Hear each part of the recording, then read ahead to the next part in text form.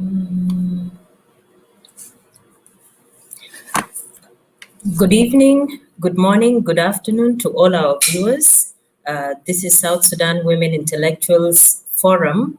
We welcome you to our show this evening. We are happy to host Honorable Dr. Barnaba Marial Benjamin. And before I start on our topic of discussion, I think it would be appropriate for me to give a brief uh, background to who Honorable Barnaba Marial Benjamin is. He is the former presidential advisor and special envoy to the President of the Republic of South Sudan. He was the former Minister of Foreign Affairs and International Cooperation in the former Ministry of Regional Cooperation. He served as a Minister of Information and was the official spokesperson for the government of the Republic of Sudan.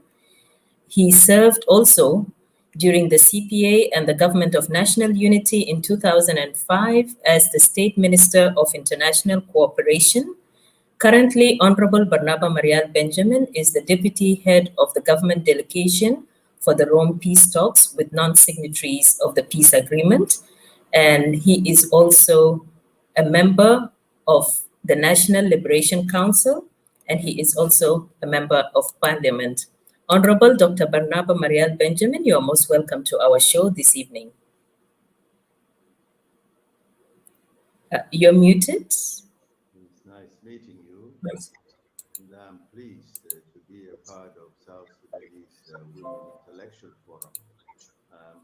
I'm honored to be a part of that and participate in your activities. Thank you for inviting me to be here. Thank you very much. Our viewers, this evening, our topic of discussion is on post-conflict diplomacy, international relations, and I believe that the person we have invited today is the most conversant person we can have to help us get answers to questions that we might have on governance, on diplomacy, and international relations. So I would go straight into our questions. My first question is in relation to the current revitalized peace agreement on resolution of conflict in South Sudan. In about a week, we would be celebrating 1 year since the signing of the agreement. However, we have had a lot of issues. There have been a lot of obstacles to the implementation of the agreement. We have noticed that with regards to these agreements, the parties, and I'm talking to all the parties involved, have failed to implement it in a timely manner. Many of the agreed milestones have not been met, and clauses in the agreement continue to be violated on many, many occasions by all the parties. What is your take with regards to this peace agreement, which is supposed to be currently implemented in South Sudan? Thank you very much for your question, especially with regards to the revitalized agreement on the resolution of the conflict in the Republic of South Sudan. As you know, again, it is not always easy. Sometimes it can be very easy to reach an agreement, especially when there are so many parties involved. And when it comes to implementing that agreement, of all the parties involved, you sometimes get a deviation of interpreting and how, in which way that process is to be implemented. I'm so optimistic about it. I'm not pessimistic. It is the tradition of any agreement that things can get delayed. But at the end of the day, it is the commitment that the parties make. I'm sorry, Honorable. I'm sorry, Honorable. We are unable to hear. There's a bit of static that distorts your voice a little bit. So maybe you can try repeating it again, and I would be able to see if we are able to hear you clearly. Yes. Hello. Can you hear me now? Can you hear me? Yes, I can hear. Yes, I can Yes. hear you, though there's a bit of static. Yeah. As I said much earlier, the revitalized agreement on the resolution of the conflict for the Republic of South Sudan is a wonderful agreement. It's an agreement which was hectically rich to come by and to have all the signatories to it. And as you know, of all the agreements sometimes it might be easy to reach an agreement on particular issues involved in the conflict. But when it comes to implementing them, you'll find that each party may have a different interpretation in how to implement that process. And I think that is the Yeah. challenge.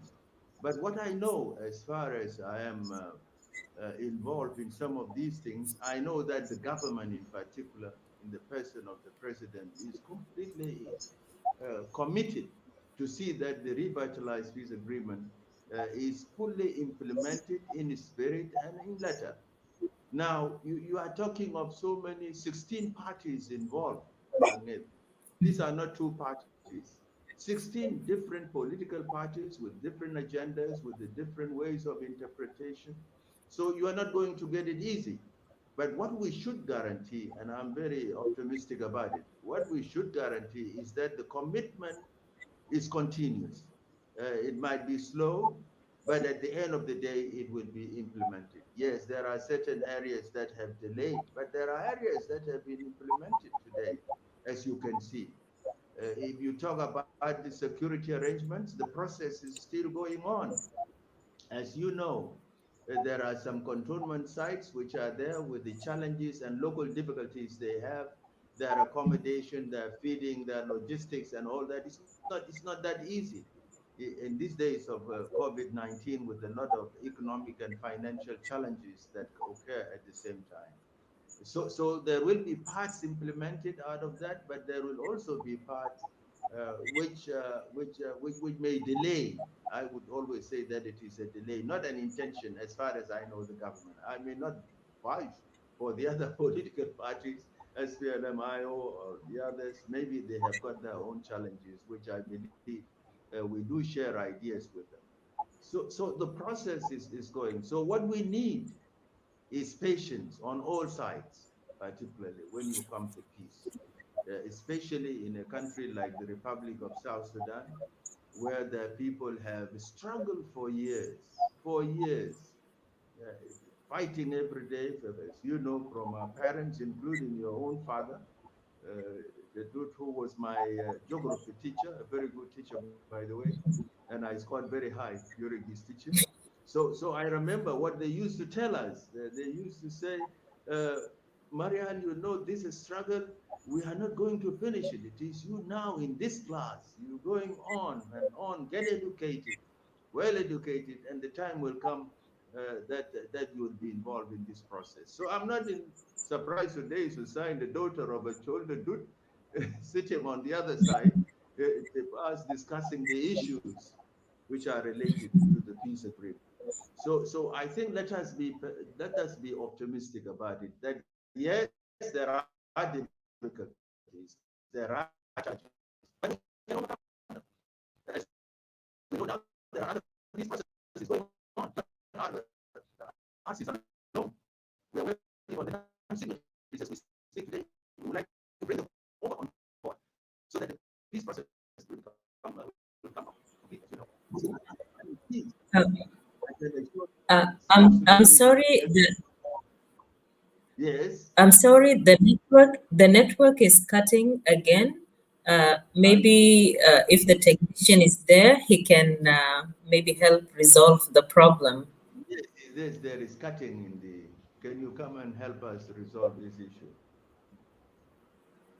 Okay. Okay. It's cutting off.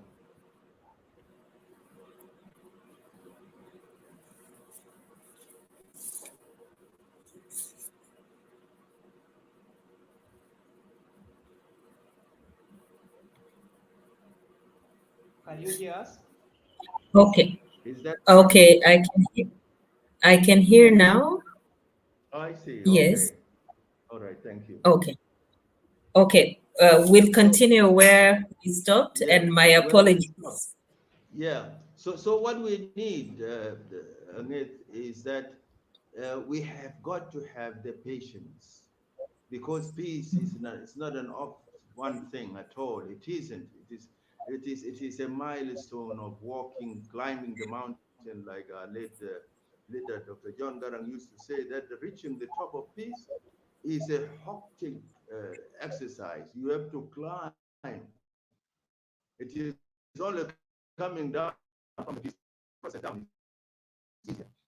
So I'm not saying as a participant in these things that yes, the revitalize these agreements. So as it is, there are things that have been implemented and those which are not implemented at the end of the day will have to be implemented because the people of South Sudan will require peace. Because without peace, we cannot do anything in this country.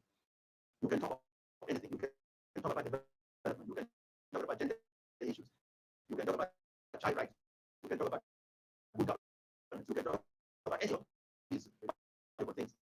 But if you don't have peace, then you cannot move and change. And that's why we must do more effort to consolidate the peace process, to implement it until our people here here we are. We have achieved peace, reconciliation, forgiveness, and living together side by side while we resolve our issues and enhance the development.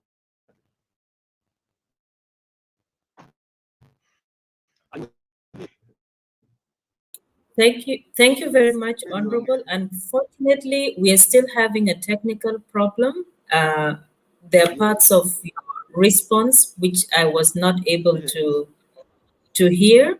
So I would like to request our audience to please bear with us and give us a brief break while we try to resolve this issue. That will be better, yeah. Yes. I think we will need to have the technicians look into the problem, and then we will come back on air. Yeah, okay. He's calling the technician. Thank you. He's calling the Okay. technician. So Okay. let's see. Well, Thank that you. is modern technology. There you are. It has all its own challenges and problems. We won't Yes. throw away the computer, can we? We may not throw away this computer. Okay. Because it is giving us problems, but we'll have to work at it until it works. That's how peace is. We don't have to throw it overboard. We have to have this nature, the continuous engagement. Actually, I can hear you now. So for some reason, it kind of fluctuates. So I think we will continue our discussion. Let us continue. It might work. You never know. It might work. Yes. Yeah. So Yeah. in your response, you mentioned on the issue of implementation that we need to be patient, and that is something we have been having a lot of. The South Sudanese have been really patient over the years in waiting for the implementation of the peace. And you mentioned that some of the reasons for the delays are due to the different interpretation by the parties to the peace agreement. We do know that we have 16 parties that are part of this peace agreement. However, I would like to raise a question there. When the parties, all these 16 parties, signed the agreement, it was on the understanding that this was something they put their hand to, they agreed to, and they understood what they were committing themselves to. So in my question to you, where are the grantors to ensure that these parties adhere to what they signed? Would it be wrong if I were to say IGAD and the AU have been ineffective in implementing the agreement? No, they are not ineffective. But when you talk about these organizations, whether it is United Nations, whether it is IGAD, or whether it is African Union, these are traditional organizations that have accustomed to methods and ways in which they become monitors and partners. They have certain policies they follow, which are not the same like the victims who want the solution here and now. So there's a lot of differences here.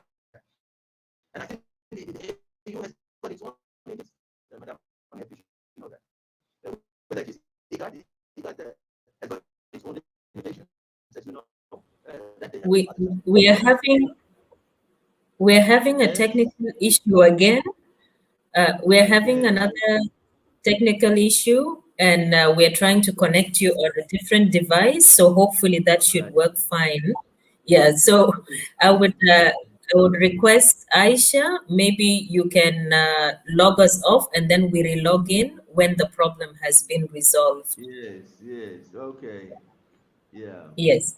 yeah. We will leave the studio and then we re-log in as soon as we are able to resolve this problem.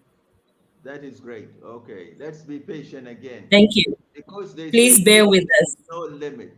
Patience has no limit.